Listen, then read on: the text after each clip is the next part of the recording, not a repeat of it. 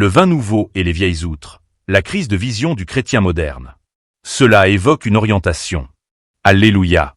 Ainsi, lorsque la Bible parle d'outre, elle ne se réfère pas uniquement aux individus en tant que simples récipients, mais aussi à la structure façonnée par la pensée humaine, au système de croyances mis en place.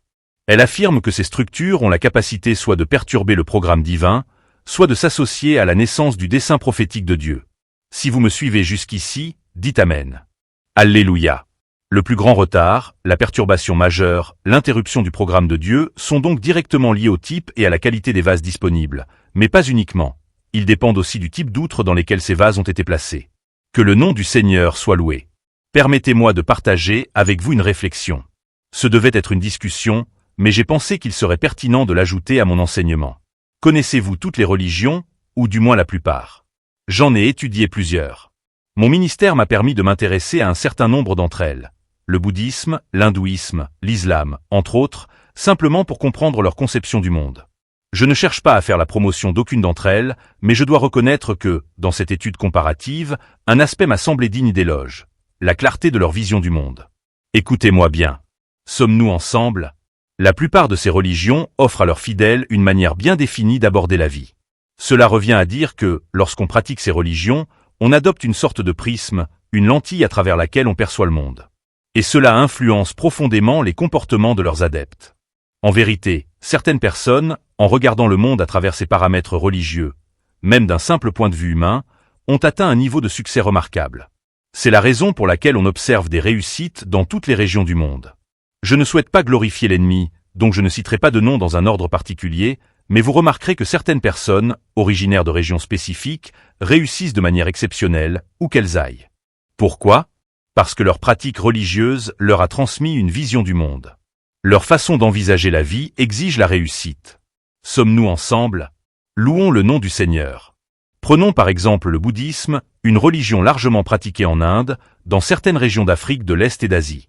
Elle met l'accent sur la morale et l'élévation de la conscience. Par des principes tels que la bonté fraternelle, la justice, la tolérance, la loi du karma, les pratiquants, même sans l'assistance du Saint-Esprit, s'approchent déjà de la porte du royaume. Ils ne volent pas, ne mentent pas, non pas nécessairement parce qu'ils ont été transformés, mais parce que leur vision du monde le leur interdit. Ils savent que s'ils volent, même s'ils ne sont pas pris sur le fait, une autorité supérieure finira par les confondre. Ainsi, cette vision agit comme un pédagogue, les amenant à un certain niveau d'excellence morale et de compétence dans leur société. Voici ce que je veux dire. Dans mes recherches, et j'avoue que c'est embarrassant à dire, j'ai découvert que la foi chrétienne, bien qu'on la considère comme la plus puissante de toutes, est paradoxalement la plus désorientée en ce qui concerne la transmission d'une vision claire de la vie aux croyants. Qui comprend mon enseignement jusqu'ici?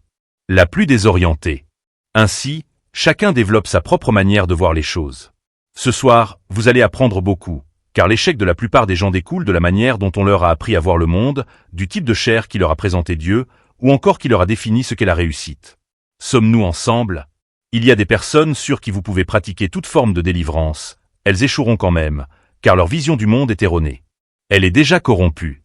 Ils appellent la lumière ténèbres, et les ténèbres lumière, et ils sont devenus si loyalement attachés à cette vision qu'il semble impossible de changer quoi que ce soit dans leur vie. On ne peut pas mettre du vin nouveau dans de vieilles outres, elles se déchireraient, et vous perdriez à la fois le vin et l'outre. Pour recevoir le vin nouveau, il faut impérativement une outre nouvelle. Sommes-nous ensemble? J'ai écrit quelques réflexions. Quelle est la vision du monde du croyant sur des sujets comme Dieu, par exemple?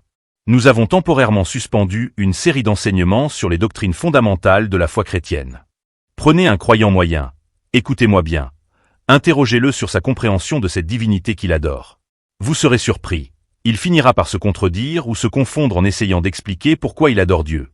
Demandez-lui, qui est Dieu? Et il vous répondra, pourquoi me poses-tu une question aussi stupide? Et vous insisterez, ce n'est pas une question stupide. Qui est Dieu? Je t'ai vu t'agenouiller, lever les mains, te rouler par terre, dire que Dieu est grand. Dis-moi, qui est Dieu? Supposons que je vienne d'un milieu où je n'ai jamais mis les pieds à l'école du dimanche. Parle-moi. Qui est Dieu? Et cette personne vous dira, écoutez, on m'a transmis cette chose comme ça, et je fais pareil. Ne me posez pas de questions. Si vous suivez, tant mieux. Si ce n'est pas le cas, allez en enfer. Et c'est là que le croyant se rend compte qu'il pratique une religion sans véritable compréhension. Sommes-nous ensemble? Oui. Quelle est la vision du monde du croyant sur la vie? Au Seigneur, je préfère ne pas m'engager là-dessus. Les pentecôtistes ont leur vision, les évangéliques la leur, les charismatiques également, sans oublier les conservateurs et les pseudo-chrétiens. Lorsqu'on parle de « vie », cela signifie des choses très différentes selon la chair qui a nourri le croyant. Qui apprend quelque chose ce soir? C'est une programmation très dangereuse. Ainsi, même si nous utilisons les mêmes mots, ils n'ont pas la même signification pour chacun. Quelle est la vision du croyant sur le mariage? Je préfère ne même pas aborder ce sujet. Si jamais je fais l'erreur d'ouvrir cette porte, nous y passerons toute la nuit. La vision du croyant sur le mariage est un sujet chargé. Certains croient que Dieu donne lui-même les conjoints, d'autres n'y croient pas. Il y a une véritable cacophonie d'opinions. Lorsqu'un croyant aborde la question du mariage ou de la vie de famille, il est déjà confus, car il a été nourri par une multitude de perspectives. Qui apprend ce soir? Et que dire de la réussite? Savez-vous que certains, dès qu'ils entendent ce mot, pensent aussitôt que c'est diabolique, charnel, voire satanique? Pour d'autres, entendre parler de réussite, c'est entendre le langage de Dieu. Pourtant, nous pratiquons tous la même foi. Dans la plupart des religions du monde, aussi imparfaites soient-elles, lorsqu'on aborde certains sujets, il existe une compréhension relativement homogène. Sommes-nous ensemble? Ils comprennent les limites de ce que vous dites. Dites à un bouddhiste ou à un hindouiste « réussite », ils ne seront pas confus sur ce que cela signifie pour eux. Mais demandez à 3 croyants ce qu'est la réussite, vous obtiendrez 3 définitions différentes, parfois opposées. L'un dira que c'est une insulte de parler de réussite, car dans son esprit, cela équivaut à parler de maladie. Un autre dira que si vous ne parlez pas de réussite, vous n'avez pas encore prêché l'Évangile. Cela démontre à quel point notre vision du monde est fragmentée. C'est la raison pour laquelle 5 croyants peuvent être réunis, tous se disant chrétiens, et pourtant se choquer les uns les autres dans leur façon de vivre. Sommes-nous ensemble? Nous nous donnons la main en fraternité jusqu'au jour où il faut mettre en pratique ce qu'on appelle la réussite. Pour l'un, cela signifie progresser coûte que coûte, quitte à corrompre ou tuer. Pour un autre, cela signifie rester médiocre tant qu'on a le sentiment d'être juste devant Dieu. Alors, que signifie réellement ce terme? Il existe une génération totalement désorientée, car de nombreuses terminologies sont devenues des révélations personnelles impossibles à généraliser. Lorsque vous dites « Dieu », 5 croyants comprennent 5 choses différentes. Quand vous dites « vie », cela signifie autre chose pour chacun. Et que dire de la victoire? Pour l'un, cela signifie ignorer l'existence des démons, refuser de croire aux malédictions, parce que tout est accompli en Christ. Pour un autre, la victoire implique une lutte constante, une bataille quotidienne à remporter. Imaginez un couple formé de ces 2 personnes. L'une pense que, puisque nous sommes victorieux, il n'est pas nécessaire de prier avant de manger, car la nourriture est déjà sanctifiée par l'action de grâce. L'autre, à la vue d'une simple tache rouge dans une assiette, crie au signe d'un esprit familier. Voilà comment leur vision du monde crée des tensions. Et le problème est que chacun est profondément attaché à sa propre vision. Il n'y a même pas de place pour dire « Calmons-nous, déposons un instant nos croyances, laissons Dieu nous montrer la vérité ».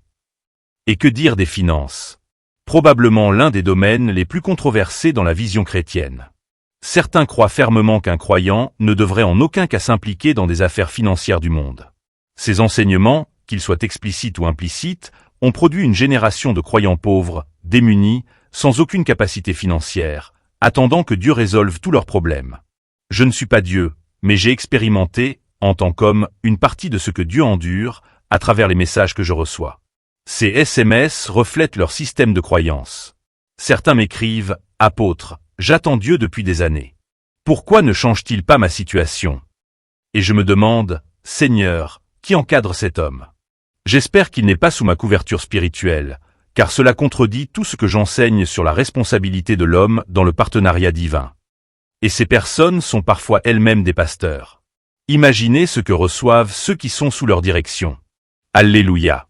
Concernant les finances, d'autres tombent dans l'excès inverse. Ils idolâtrent l'argent, allant jusqu'à faire de Dieu un synonyme de richesse.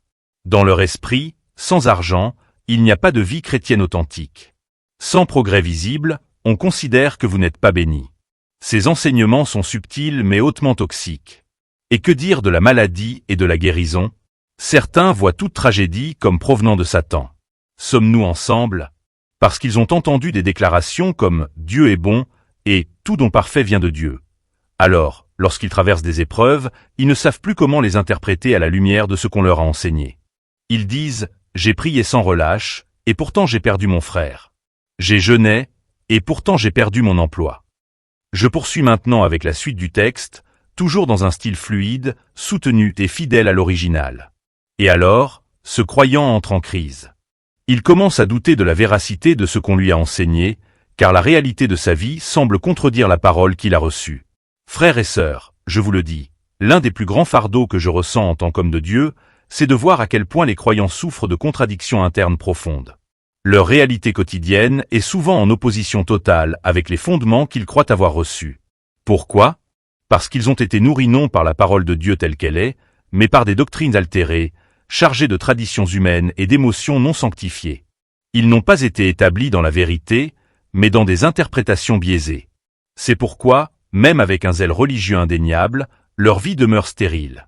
Regardez la vision du croyant sur la mort. C'est encore un autre terrain miné.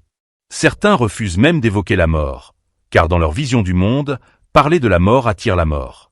D'autres, à l'inverse, vivent dans une peur constante de mourir, même après avoir entendu maintes fois que Christ a vaincu la mort. Pourquoi ces contradictions ? Parce que la manière dont on leur a présenté Dieu, la vie, la souffrance, le combat spirituel ou encore le destin est confuse. Alors, nous nous retrouvons avec des croyants qui prient beaucoup, jeûnent avec ferveur, assistent à toutes les veillées, donnent fidèlement, mais dont la vie reste bloquée.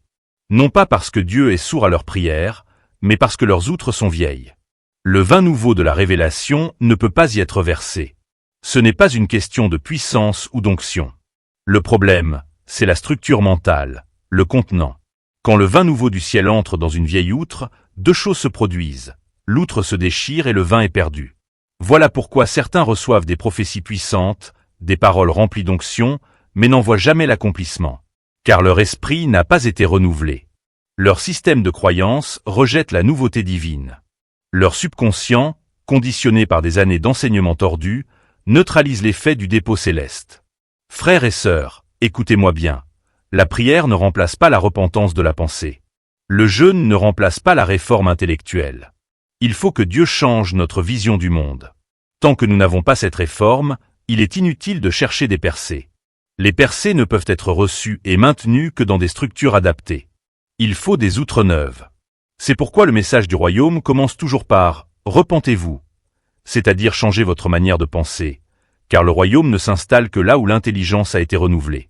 Une intelligence religieuse ne peut pas porter le royaume. Une intelligence charnelle ne peut pas recevoir la révélation divine. Il faut une intelligence transformée. Voici ma prière pour vous ce soir. Que le Saint-Esprit brise les vieilles outres de nos traditions humaines, de nos peurs, de nos philosophies erronées, pour que le vin nouveau que Dieu veut déverser dans cette génération puisse enfin trouver un réservoir digne et stable.